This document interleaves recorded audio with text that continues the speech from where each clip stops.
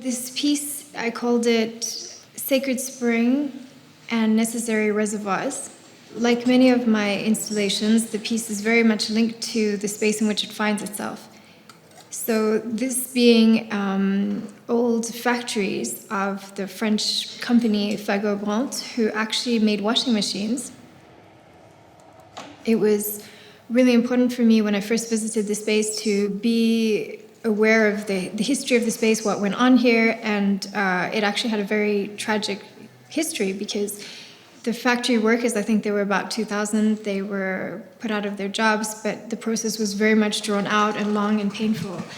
And so I kind of wanted to make a monument, a testament to that. So the basic idea was, as the factory is a place that makes washing machines, I thought, well, the washing machine, you can't just have one big washing machine. That's not my practice. And what do people mostly relate to in terms of electric appliances for the home? And I thought, the kitchen. You know, the kitchen, and it's so perfect because often my work also involves herbs and food stuff, and really, you know, it's very much related to Wicca and magic, and this was all just perfect. And what am I going to do? I'm just going to crystallize the whole thing, oxidize it. So the idea is to build this kitchen up in layers, and you know, just salt and salt water, and then day by day just adding more and more layers to it until it's almost frozen in time. You know how in science we have this dictum, I'm not a scientist, but there is this dictum that says that nothing is lost, everything is transformed, of course, relating to energy. So it's this way of saying that you worked in this place that created the best quality washing machine possible, and now it's in this best quality kitchen, and that idea, that ideal continues through the memories of the families in which it was found. This is a very beautiful analogy for life, actually, that things change, things evolve, and especially out of crisis comes something quite beautiful. It's funny because very often I'm scouting for objects all over the world. Wherever I travel, one of the first things I'll do is I'll go check out the junkyards, because it's important to see what are we as humans throwing away. And you know, we always say one man's junk is another man's treasure. So I have very specific things that I'm looking for always. So one of the first pieces where I use these sort of junk antique elements was A Sudden Stir and Hope in the Lungs, which was my first large-scale salt work. And so this piece was basically various elements of copper kitchenware. And I composed it like this giant buffet, over-salted dinner feast on the bottom of the ocean. So you kind of have this nucleus of all this copperware, and then it's just like exploding with turquoise color because there's just like salt liquid in every recipient, and then you have like these sort of waves that come out. It was presenting this idea that, you know, global warming, climate change is a real issue.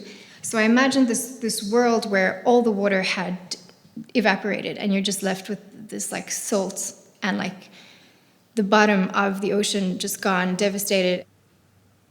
And it was really interesting because I have this fascination with animism and the aura of objects, to take pieces from all over that wouldn't necessarily meet. So I would have pieces of wood from the Cradle of Mankind, and let's say a pot from this really small town in Poland, and then a tea service from Istanbul. And so I'd put all these elements together and then literally oxidize their components, you know, and kind of just work with their materiality, and all under this sort of vitrine. So you have not only the metal wearing down, or in some cases building up, but you also have the gases that interact. So then you have these forms that are happening. But I like to think that on an invisible level, you also have these elements literally in dialogue with each other, and they should never have met.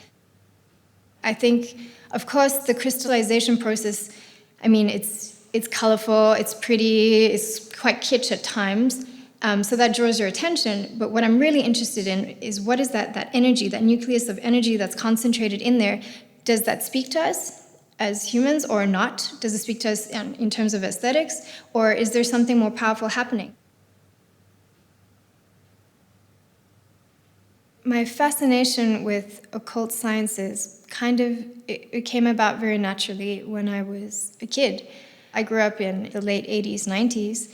So, you had all these 90s programs about, the craft and people dabbling in magic. So obviously as a kid that fascinates you. You're like, well, wow, what is this realm that I can enter into? So that was very present. And growing up in South Africa, where I was born, it was also so wonderful to grow up in a country where in the news and just around you have stories of sangoma, which are witch doctors and things happening, and the local pharmacies selling what we call muti, which is like the magic potions. I lost quite a few people when I was younger too, and then it just was a mix of that plus trying to communicate with people that weren't there anymore. So you just kind of become fascinated and research, and it becomes an obsession and a passion. How much more can I learn about this invisible world? And you feel it, and the more you dabble in there, you become a believer. I mean, I really believe, and it's very scary. There have been multiple times in my life where I've just said, stop, no more, I'm done now. And then it finds you. So you come back. And I think for now I've found the safest way possible, and that's to be inspired by the aesthetics and the history of this world, but be very respectful in the way I go about it. Perhaps that's why there's so much salt, salt to protect everything.